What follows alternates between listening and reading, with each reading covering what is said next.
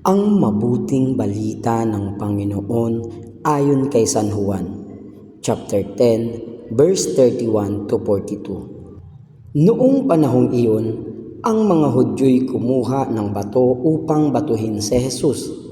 Kaya't sinabi sa kanila ni Jesus, "Maraming mabubuting gawa mula sa Ama ang ipinakita ko sa inyo.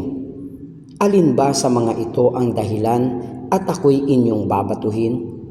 Sinagot siya ng mga Hudyo, "Hindi dahil sa mabuting gawa kaya ka namin babatuhin, kundi dahil sa paglapastanganan mo sa Diyos, sapagkat nagpapanggap kang Diyos, gayong tao ka lang." Tumugon si Jesus, "Hindi ba nasusulat sa inyong kautusan, sinabi ko, mga Diyos kayo?" Mga Diyos ang tawag ng kautusan sa mga pinagkatiwalaan ng salita ng Diyos, at hindi maaaring tanggihan ang sinasabi ng kasulatan. "Ako'y hinirang at sinugo ng Ama."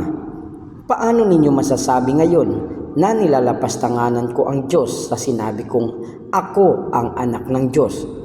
Kung hindi ko ginagawa ang mga ipinagagawa ng aking Ama, huwag ninyo akong paniwalaan. Ngunit kung ginagawa ko iyon, paniwalaan ninyo ang aking mga gawa. Kung ayaw man ninyo akong paniwalaan, sa gayon, matitiyak ninyong nasa akin ang Ama at ako'y nasa Kanya.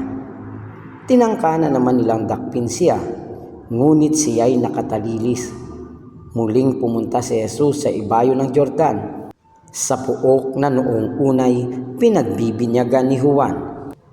Nanatili siya roon at maraming lumapit sa kanya. Sinabi nila, "Si Juan ay walang ginawang kababalaghan, ngunit totoong lahat ang sinabi niya tungkol sa taong ito." At do'y maraming sumampalataya kay Jesus. Ang mabuting balita ng Panginoon.